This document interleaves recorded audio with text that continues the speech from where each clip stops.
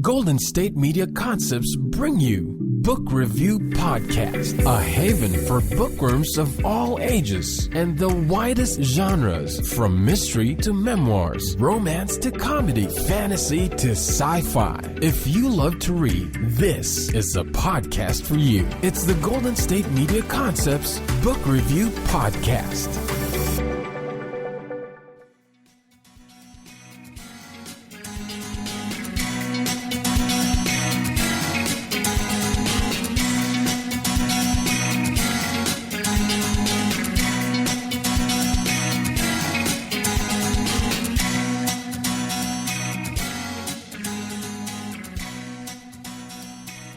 Hello and welcome to the GSMC Book Review Podcast, brought to you by the GSMC Podcast Network.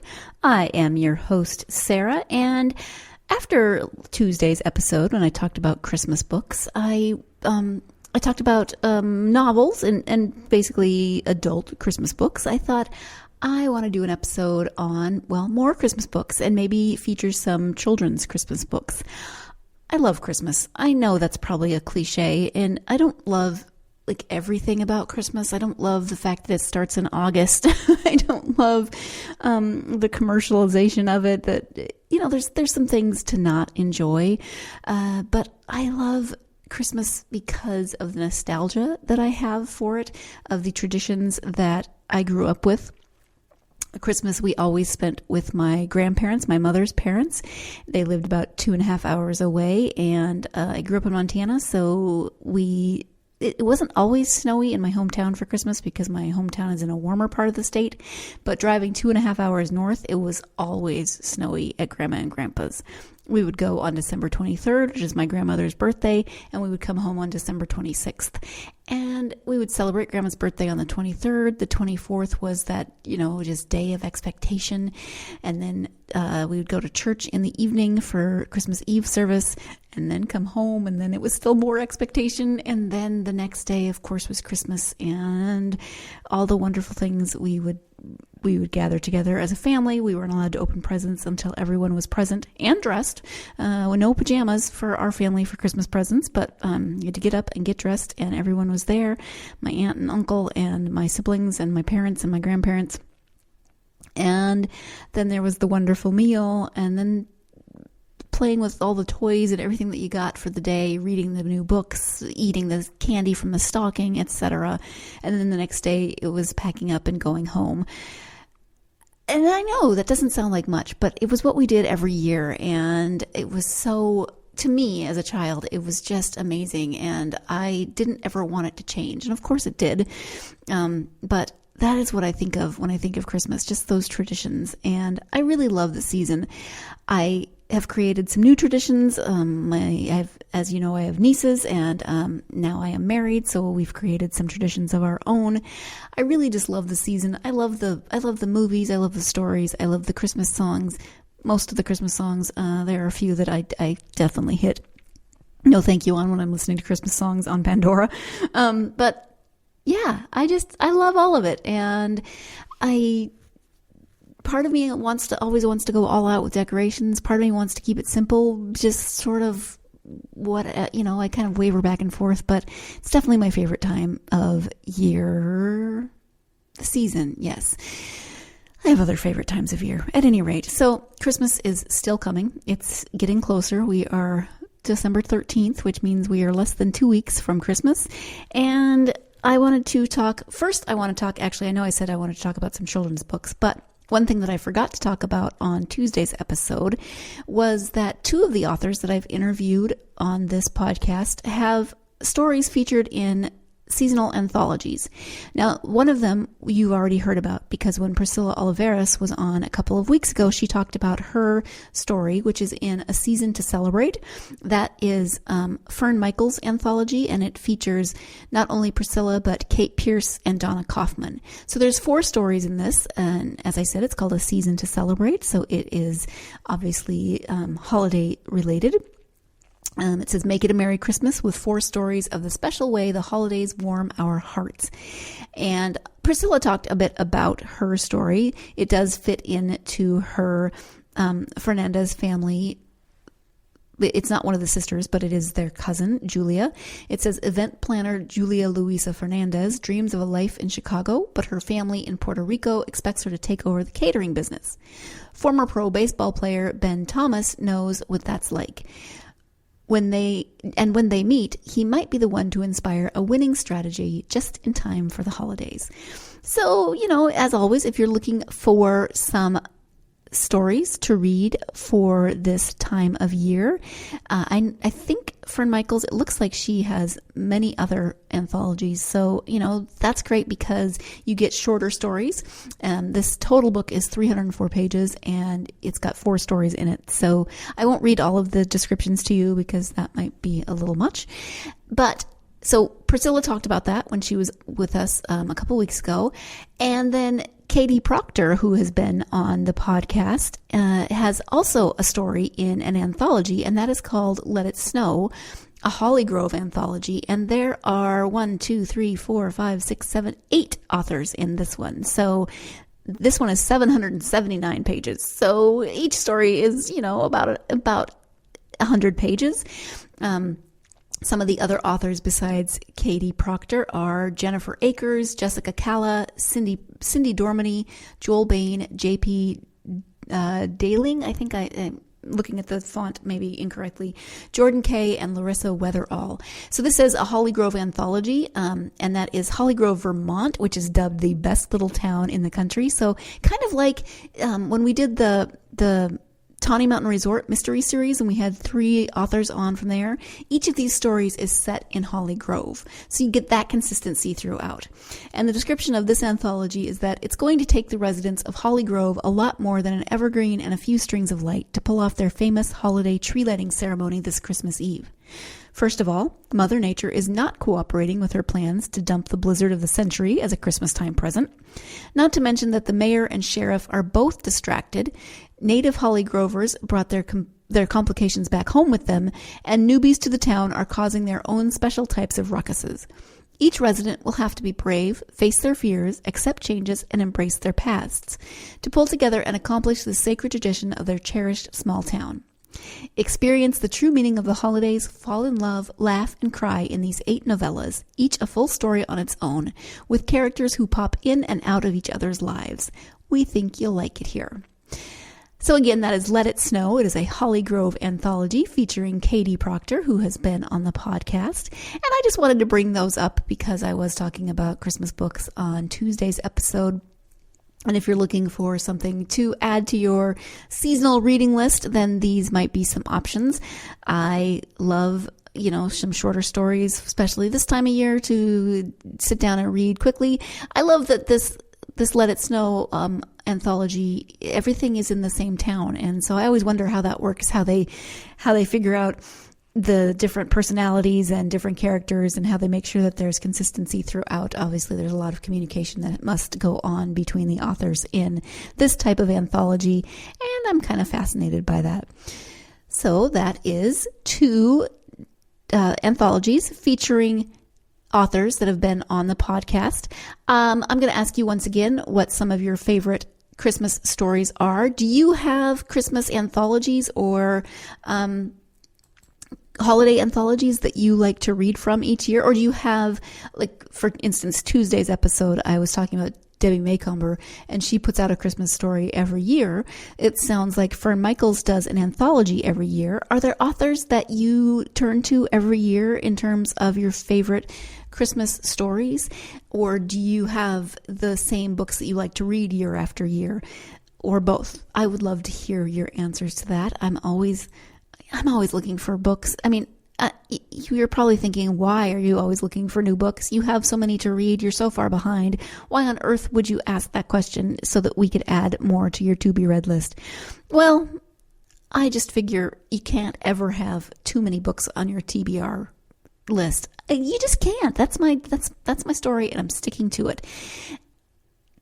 Yes, you can argue with me later, but that is my story and I'm sticking to it. I would love to hear from you. You can hit me up on social media, Facebook, Twitter, Instagram, and let me know some of the Christmas stories that you love or the anthologies that you love. If you have favorite authors who put out anthologies, even if they're not Christmas, even if they're holiday or the greater holiday season that happens in December, or a different holiday. Maybe it's a Thanksgiving anthology. Maybe it's a Halloween anthology. I don't know. Let me know. I'm nosy. I want to know what everybody loves. Hit me up. Speaking of holiday anthologies and not having a lot of time, I do want to talk to you once again about Audible. We've been talking about Audible for a while now, and I have been talking about audiobooks on the podcast for a long time because, as you know, that TBR list of mine is ridiculous, and audiobooks help me to tackle more books on that list. I listen to audiobooks in the car. I listen to them when I work out. I listen to them while I am crocheting. I listen to them while I am cleaning, just all kinds of times. And Audible, is great because they have a huge library. I always find something that I want to listen to. I mean, I have the crazy thing, I don't know if it's crazy. The thing about me is that I like to read books more than once. And sometimes I like to read books and then a year or so later, I like to listen to the audiobook. Some books I like to listen to maybe every year or every other year, but I like to listen to them a lot. So Audible lets you keep your entire library. Even if you cancel, you still keep your library. You don't have to return that, and you can cancel anytime. When you sign up for Audible, you get 30 days free, so you can try that. With that 30 days free trial, you get a credit, which means you get one free book. Really, why wouldn't you want to sign up? You sign up for 30 days and you get a free audiobook. Hey, there is nothing to sneeze at with that. If you just go to audible.com/GSMC book or text GSMC book to 500, you can take advantage of this great deal. Check out some audiobooks. Give yourself the gift of listening. Give your friends and family the gift of listening for the holidays. Again, just go to audible.com/GSMC book or text GSMC book to 500 and get started on your audiobook library. We are going to take our first break of the podcast, so stay tuned. You're listening to the GSMC Book Review Podcast, and I'll be right back. What happens to your decision-making when you drink? Well, after one drink, you feel confident. A few more, and calling your ex at 1 a.m. seems like a great idea. And you're pretty sure the secret to a great taco is 4-day-old macaroni. The bottom line, drunk you doesn't make great decisions. So you're risking a DUI or worse if you count on him to get you home. Plan before you party. Get home safe. Brought to you by Washington Target Zero. Want to know the latest and hottest music hitting the airwaves? Don't be left out. Listen to the Golden State Media Concepts Music Podcast. Keith keeps you on the loop with everything you need to know from pop, rock, hip-hop, and the top 40. And we'll throw in news of your favorite artists, concert and tour dates, and so much more. Listen no further, because this is the gold standard in music podcast.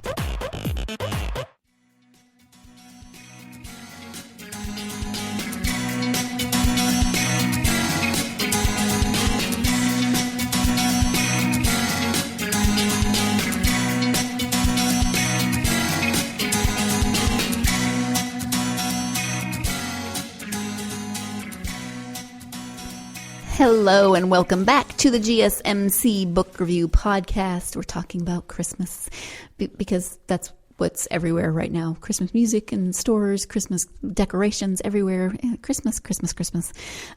So I am talking about books, obviously, because it's a book review podcast. I talked about the anthologies in the first segment, and now I want to turn my attention to some children's books. And I'm going to ask you that same question. What are your favorite books to read with your children at Christmas time? Do you have books that you read every year? Do you have traditions, books that maybe you read on Christmas Eve? I know my brother has the tradition. Well, he did. His girls are older now. My babies are growing up. In fact, 2 of them are adults and aren't even, one of them is not living at home, and the other one is visiting her sister, who's not living at home for an extended period of time while her husband is deployed. So he only has one girl at home right now, and she is a junior in high school. Wow. Okay, moving on. But at any rate, growing up, they had the tradition of reading the night before Christmas. And there are a million different versions of the night before Christmas. In fact, my parents have a collection of different picture books that they love the illustrations in. The story is the same. It's the same poem, but different artists, of course, put their own touches on the different are on the story. And so they have a collection of the Night Before Christmas books that they just love the illustrations on.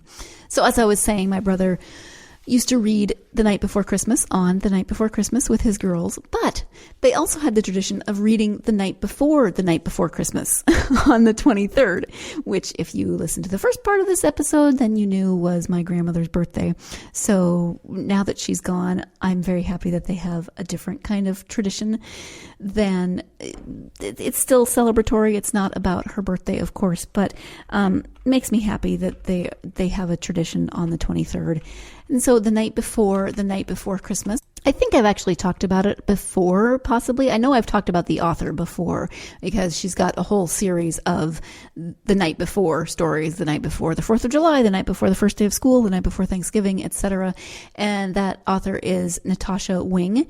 The Night Before Christmas might have been the book that started this whole crazy series, and it came out in September of 2002. So it's been around for a while. And the description of this book is that it's December 23rd and Christmas is just around the corner, but one family is having trouble getting its act together. And once again, Natasha Wing follows the rhythms and meter of the classic Christmas poem. It gives it her own entirely original twist while paying homage to The Night Before Christmas. So it's the night before Christmas, and I think if I'm remembering correctly, Mom is sick. Yeah, Mom is sick and things aren't going well. The tree's not up. Everything is just kind of going badly. The cookies are burned. The presents aren't wrapped. Everything is just not going well. And so you get again that cadence of The Night Before Christmas, but it's very different from The Night Before Christmas, the poem, where everyone's in bed and everything's ready for Santa, and then Santa shows up. This one really captures the hecticness of the holiday season that we sometimes we try to do too much, or we put so much stock in those traditions that we don't want to give them up, even if one of us has the flu and can't decorate. And it's really hard, I think, to make exceptions when we are so attached to our traditions. I know when our tradition changed and we stopped going to my grandparents after my grandfather died, and then it was still several years later, but it was harder for my grandmother to host, and so we started having at our house, and Grandma would come to us. It was still lovely, but it just wasn't what I'd grown up with. So we cling sometimes to our traditions, and that's awesome, but this book really captures when we're trying to do everything and we just can't quite do everything that we want to do.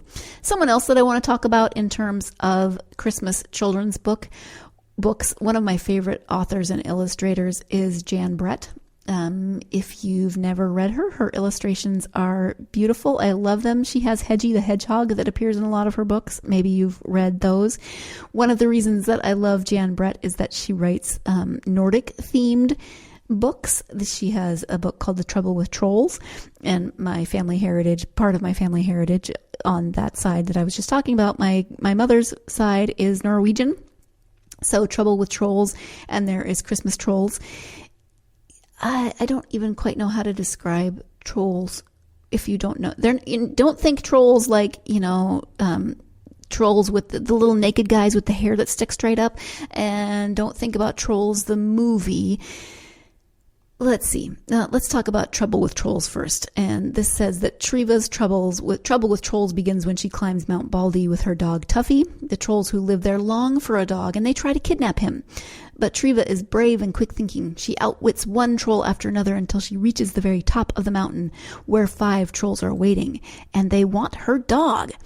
From underground to mountain peak, Jan Brett's story is filled with adventure and eye-catching detail, So trolls are mischievous. Trolls are tricksters.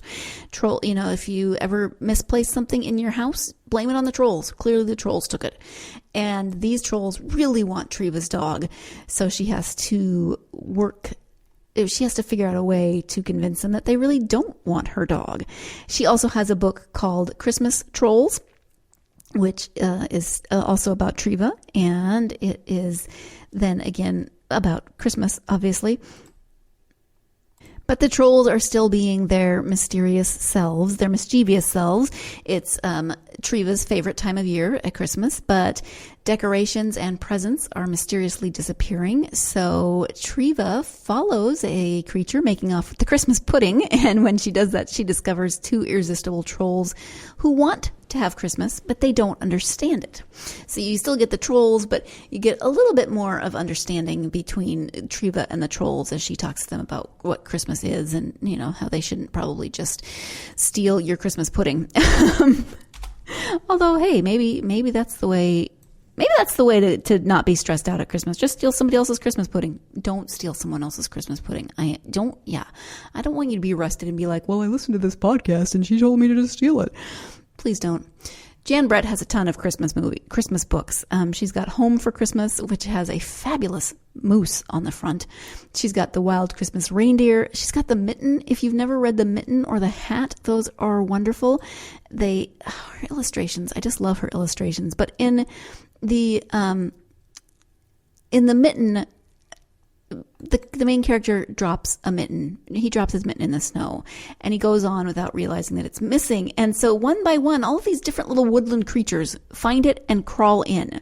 A mole, a rabbit, a badger, and others. Each one gets larger and larger. Finally, a big brown bear is followed in by a tiny brown mouse. And it's the tiny brown mouse that finally just makes everything kind of reach its climax. But this mitten is the most stretchy mitten you've ever seen. So it's so cute. And it's one of those books that, you know, just kind of builds upon itself as more and more animals find this mitten. And obviously they seem to be getting along, even though there's both predators and not predators. But, you know, they're all keeping each other warm in the mitten. I love this book. And then she also has The Hat. Her illustrations are always beautiful. She has Who's That Knocking on Christmas Eve. She's also got several books about gingerbread men, and she did a version of The Night Before Christmas. Obviously, she didn't write that one, but she illustrates it in her signature style, and it's beautiful, and it is in my parents'. It might be the book that started my parents' Night Before Christmas collection, because my mother loves Jan Brett and is the one, I believe, who introduced me to Jan Brett. She's got the animals, Santa, and then more gingerbread and 12 Days of Christmas book. She's actually got a Christmas treasury. I mean, if you just type in Jan Brett Christmas, you're going to come up with a million options. If you have children in your life that you want to give books to, I would definitely, you can't go wrong with Jan Brett, I don't think. So jump in there and find some. Speaking of not going wrong, Audible. I find that I don't often go wrong with Audible, but even when you do, you can return books that you don't care for, audiobooks that you don't care for. They will exchange your audiobook, which is great, because sometimes you want a book and then you get into it and you think, this is not my cup of tea. You can exchange that book. Or you can keep it, and you can keep it forever. They have an amazing selection. They have a huge library. You get, when you sign up and you do your monthly fee, you get 1 credit a month, and that is good for anything in the entire library. You also get to choose from 2 Audible originals every month. This is fairly new. It's either fairly new or I never noticed it and I've missed out. I don't know. That's terrible. But I've been taking advantage of it for a couple of months now, and I've had a lot of fun getting these 2 extra titles every month. You get 3 titles a month, and they've got some really interesting selections in their Audible originals. Those you can't get anywhere else. The library has children's books, it has mysteries, it has memoirs, it has self-help. Anything that you like to read, you'll be able to listen to on Audible. When you go to Audible, you can sign up for 30 days for free, which is cool because you can take it for a test spin. And when you sign up for 30 days for free, you get a free audiobook. You get a credit for 1 audiobook. You can't go wrong with that. So just go to audible.com/GSMC book or text GSMC book to 500-500 and start building your collection. Maybe you want to build a children's books collection and listen to them with your kids. That would be super cool. To do so, just go again to audible.com/GSMC book or text GSMC book to 500 and take advantage of this offer. We are going to take our second break of the podcast. When we come back, more Christmas children's books. Stay tuned. You're listening to the GSMC Book Review Podcast, and I'll be right back. What happens to your decision-making when you drink? Well, after one drink, you feel confident. A few more, and calling your ex at 1 a.m. seems like a great idea. And you're pretty sure the secret to a great taco is 4-day-old macaroni. The bottom line, drunk you doesn't make great decisions. So you're risking a DUI or worse if you count on him to get you home. Plan before you party. Get home safe. Brought to you by Washington Target Zero. Tired of searching the vast jungle of podcasts? Now listen close and hear this out.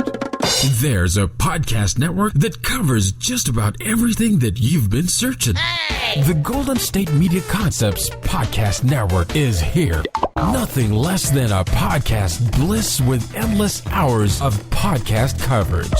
From news, sports, music, fashion, cooking, entertainment, fantasy, football, and so much more. So stop lurking around and go straight out to the Golden State Media Concepts Podcast Network. Guaranteed to fill that podcast itch. Whatever it may be. Visit us at www.gsmcpodcast.com. Follow us on Facebook and Twitter, and download us on iTunes, SoundCloud, and Google Play.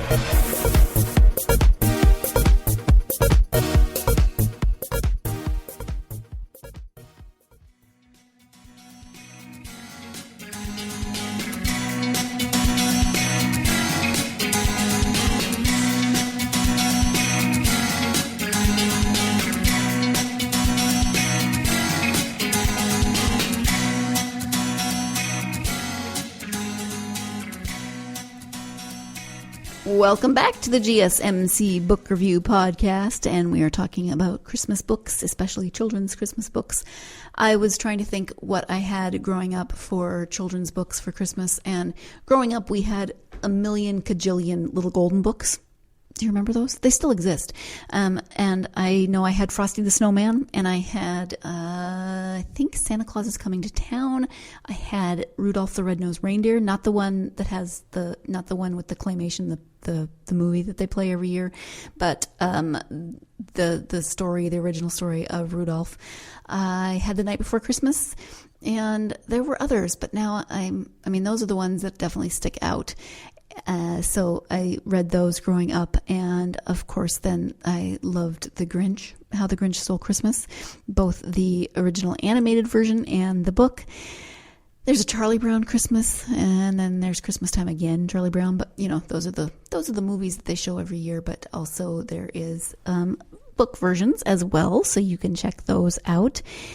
Thinking about children's books, I was obviously thinking about the ones that I had growing up, and then I went and looked again for lists, because I love lists. I love lists, and was reminded of some of the other books that are out there, and one that I was reminded of is The Legend of the Poinsettia by Tommy DePaola. I love Tommy DePaola. I love his stories. I love how informative they often are. He has a very distinctive illustrating style. So the legend of the poinsettia is that in Mexico, the poinsettia is called Flower of the Holy Night, and at Christmas time the flower blooms and flourishes, the quite exquisite red stars lighting up the countryside. This Mexican legend tells how the poinsettia came to be through a little girl's unselfish gift to the Christ child.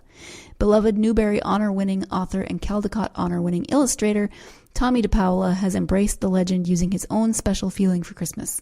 His glorious paintings capture not only the brilliant colors of Mexico and its art, but also the excitement of the children preparing for Christmas and the hope of Lucida, who comes to see what makes a gift truly beautiful. There's all kinds of things to love about this book. You get to learn about a different culture that you might not normally find in your Christmas children's books. You get to learn about the legend of the poinsettia, which we see everywhere this time of year. But did you know that they grow in Mexico? Did you know that there's a legend behind them? There's actually, I think, a Christmas song about the legend of the poinsettia. I could be wrong about that. So that is one that I would definitely add to my list. There's books, of course, if you have favorite series, for instance, Merry Christmas Mouse, and that is by Laura Numeroff and Felicia Bond, who write, you probably know If You Give a Mouse a Cookie, or If You Give a Moose a Muffin. So if you give a mouse a cookie as he decorates his Christmas tree, this is actually a board book, which is great if you have younger kids. You can read it with them and they can gnaw on the pages, which, buy them books and all they do is eat the pages, but hey, they're still reading with you. The Wild Christmas Reindeer is on this list. Again, that's by Jan Brett. Pete the Cat Saves Christmas. I have never read Pete the Cat. Do you have children who love Pete the Cat? Should I read him? I know he's got 1 million books. I should probably check him out. The Little Match Girl. This is a classic. It's Hans Christian Andersen, and there are lots of different versions of it. You can find kind of your favorite illustrating style of this story. Again, also with The Night Before Christmas, you can find many, many different versions of that. Also, The Nutcracker.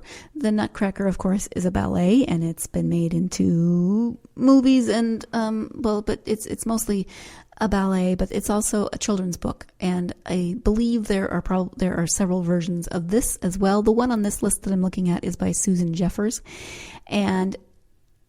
but you're going to get different illustrated versions of the Nutcracker. So if you have a favorite illustrator, definitely check and see if they have illustrated the Nutcracker, if that's something that you are interested in.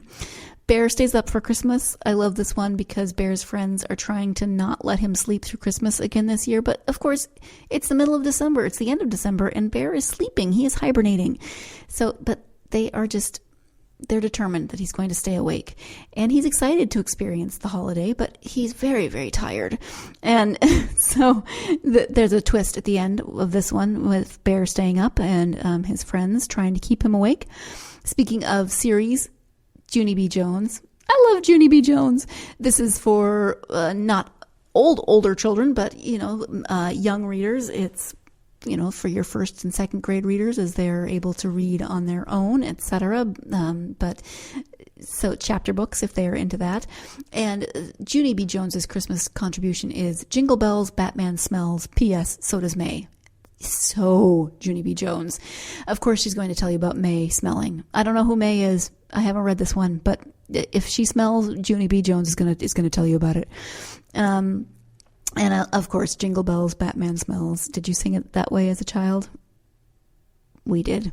Used to drive my mother crazy.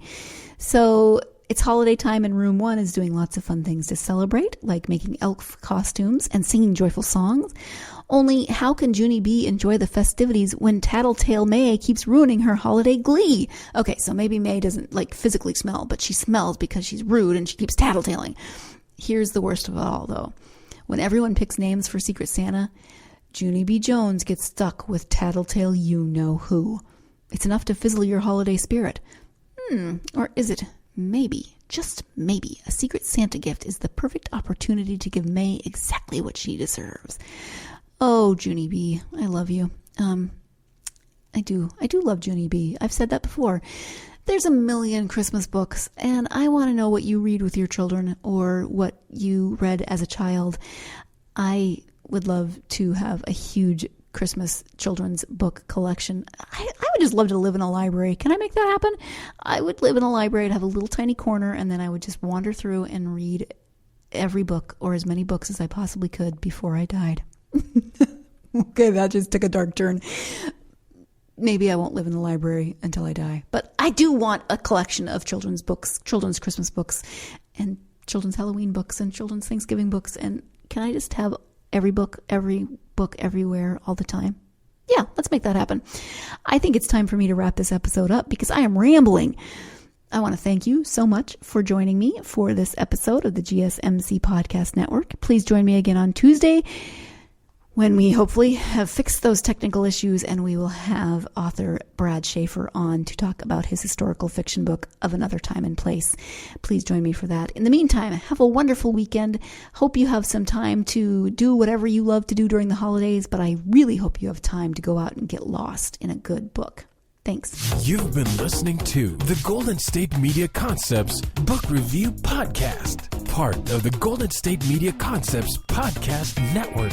You can find this show and others like it at www.gsmcpodcast.com. Download our podcast on iTunes, Stitcher, SoundCloud, and Google Play. Just type in GSMC to find all the shows from the Golden State Media Concepts Podcast Network, from movies to music, from sports to entertainment, and even weird news. You can also follow us on Twitter and on Facebook. Thank you, and we hope you have enjoyed today's program.